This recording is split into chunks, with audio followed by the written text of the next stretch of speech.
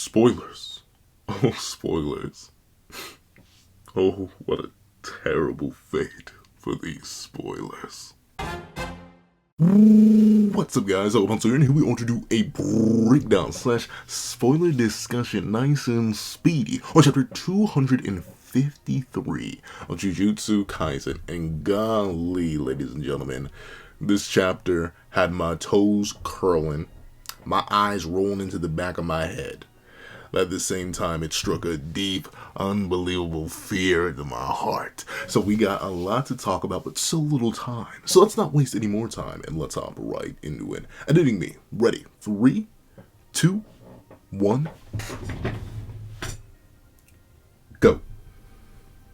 What's up, guys? That guy with a pencil here. Fun fact, I do happen to have it on me and keep it on me at all times. And another fun fact.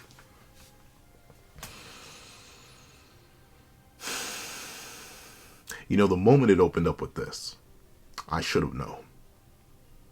The moment I opened up these spoilers and I saw this, I should have known. But you may be wondering, Pencil Man, what should you have known?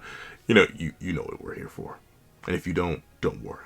We're going to get to it in a second. So essentially, we open up with a quick conversation on who's the strongest grade 1 sorcerer. Notably, this takes place, obviously, very, very, very early on within the series, before any buffs, before any time skips, before anything. This is very clearly, like, this may even be pre-series stuff, legitimately, considering it features Mei, Nanami, Kusakabe, and Gojo. And notably, Gojo says, most likely Kusakabe, Nanami says, Kusakabe, and Mei says, oh wait, I gotta set the timer, hold on.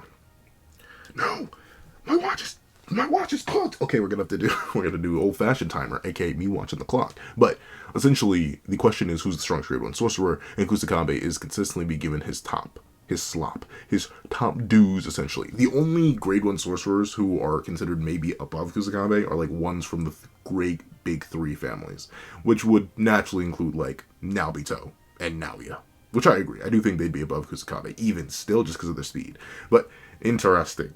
I wonder why we're opening up on Kusakabe in a Maki chapter. But with that being the case, we immediately get to see that Maki, she said the first time was so nice, I had to do it twice. And completely Yo, I'm not gonna lie, dog. You want to talk about me, my day? The fact that she just casually leaps at his mantle in motion. Beautiful stuff. She really said, oh, so y'all gonna downplay me.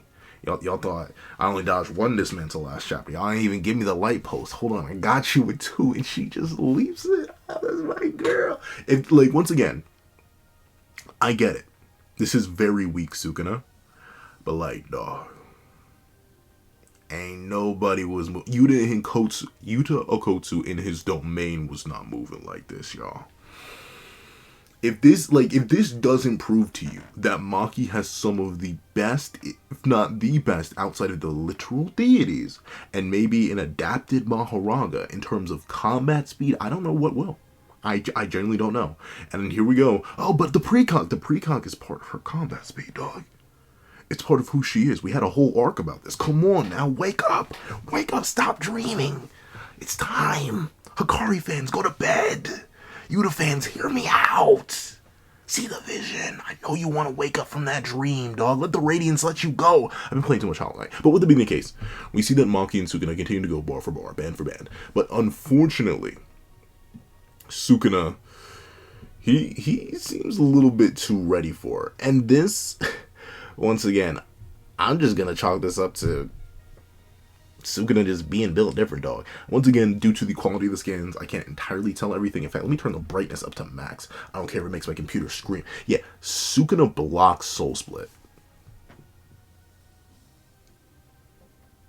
I don't like that. But, like, of course, the Maki agenda in me wouldn't like that. But that's the main thing. It feels weird, because he doesn't block, like, her punch or her... he just blocks Soul Split, which defeats the purpose of the sword. I don't know. I genuinely do not fathom the fact that he did that.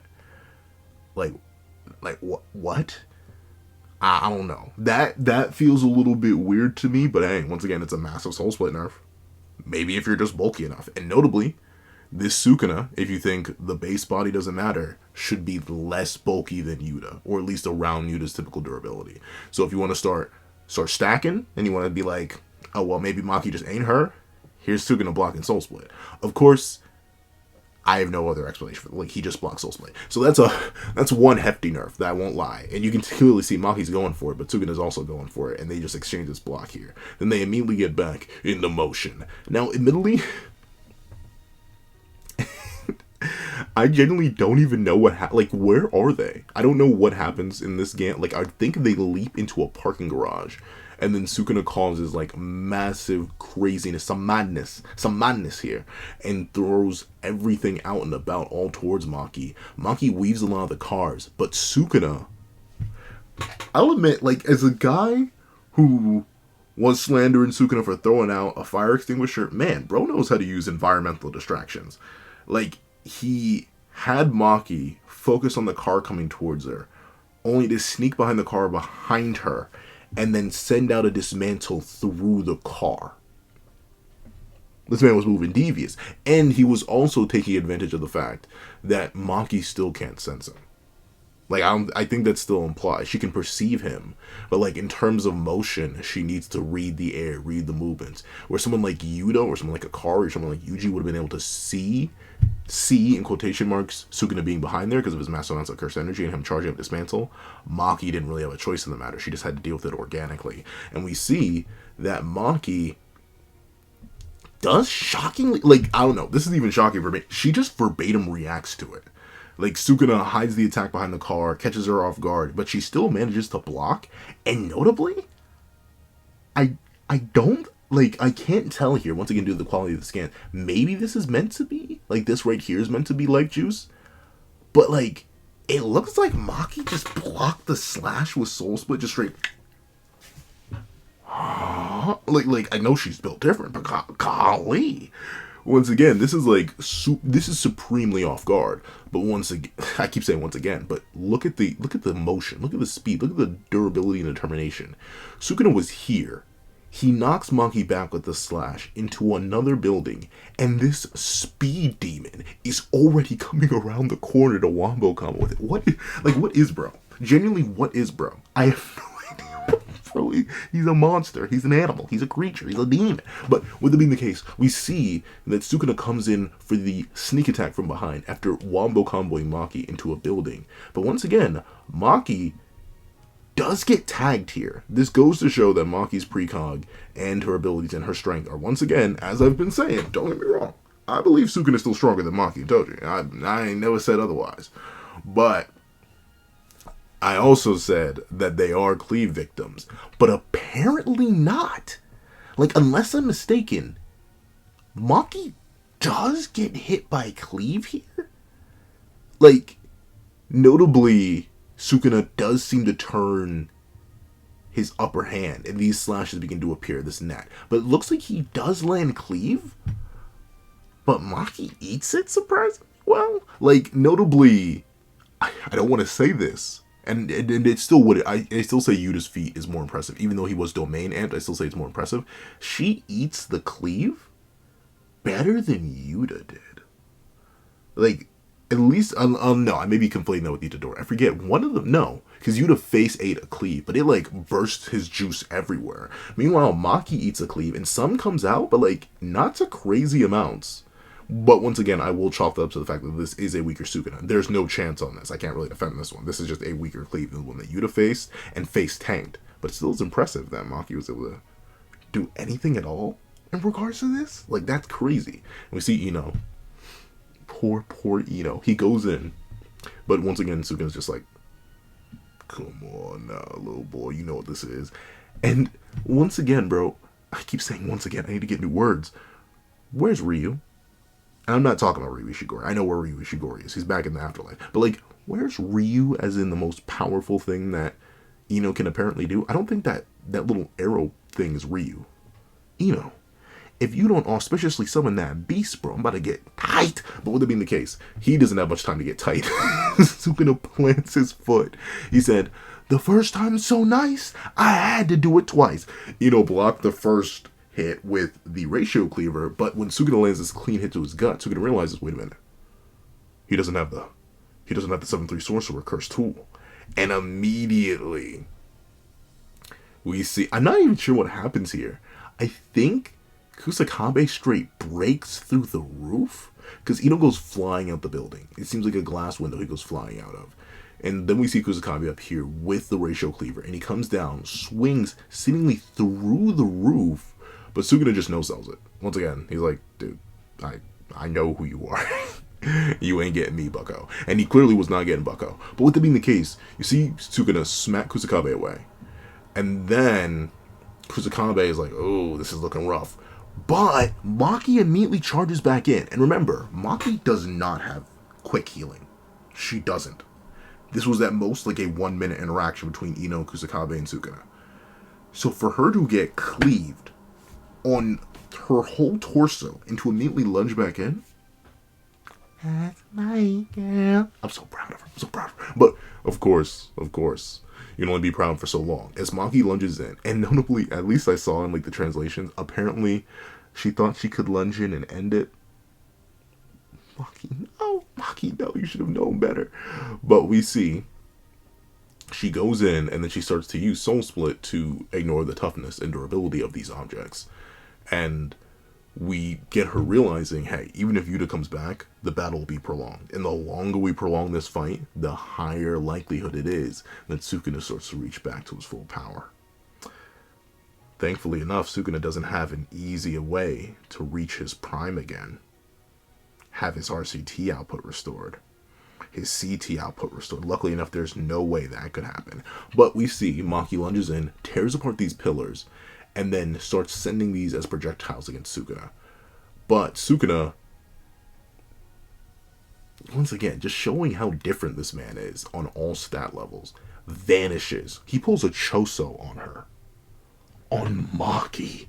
And we see it so effective. He grabs her face and then cleaves it immediately. Though notably, once again, she kind of eats it. Like, I don't know what it, like, Maki and Toji just must be, or I guess at least Maki, because I'm assuming this Maki's stronger than Toji at this point, just unfathomably durable.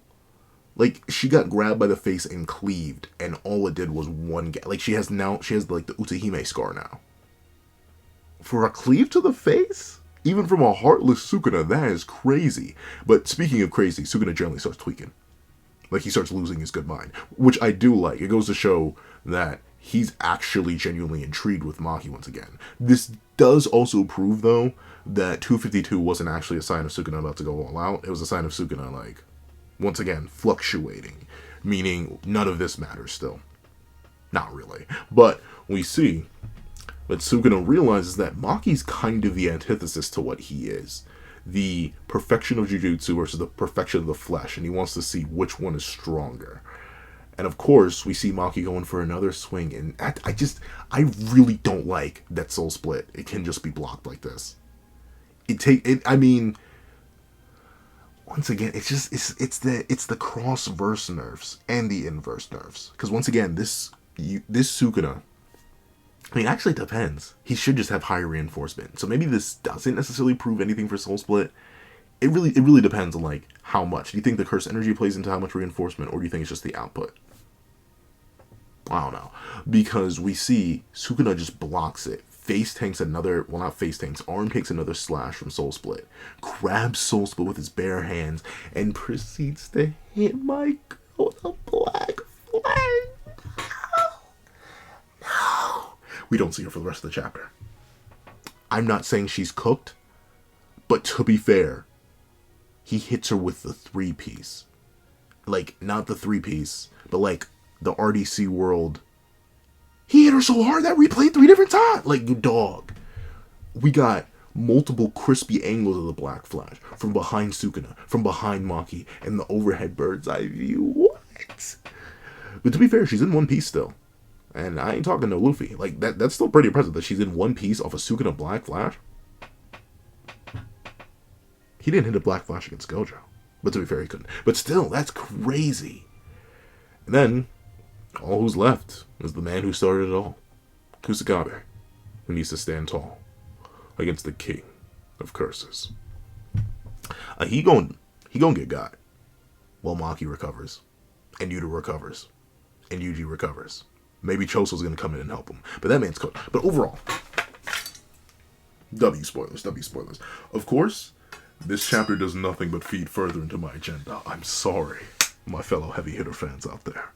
Maki being number one looks like my take aged like fine wine. But outside of that, massive W chapter. I'll be going more in depth in a longer spoiler discussion, which will be dropping hopefully sooner rather than later. But with that being the case, if you made it all the way to the end of this video, please leave the strongest grade 1 sorcerer in the comment section down below. I do thank you so much for watching. Once again, please remember to leave a like, share, comment, and subscribe, and make sure to hit that little notification bell so you don't miss out on any videos that come to the channel. Also, I do happen to have a Patreon down below where you can support me for as low as $1 a month. Things like exclusive videos, early content, and more. You also now become a member of the channel for as low as $3 a month to get the same perks and more. Some of those perks will include the live reaction to this very chapter, along with ad-free variations of all my videos, and if you become a $25 patron or a $25 member, you can order whatever video you want. Now, I do thank you so much for watching. Once again, and I hope you guys have a wonderful day. This is Dago the Pencil, writing off.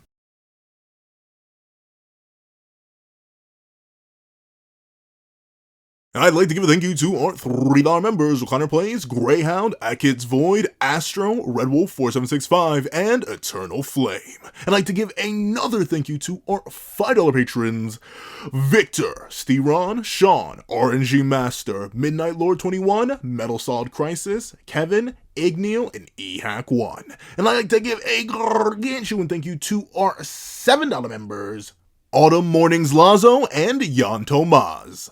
And I'd like to give another juicy old thank you to our $10 member, Jay Warrior. I'd like to give a gargantuan thank you to our two $10 patrons, Joaquin and Idemokami. And I'd like to give another sloppy thank you to our, thank you to our $25 member, Alex Ice Rose. And I'd like to give a juicy gargantuan thank you to our $25 patron, Winter. Another fantastic next level thank you to our $25 patron, ChinaDoll09, and a final gargantuan thank you to our $25 patron, Calvin Elder.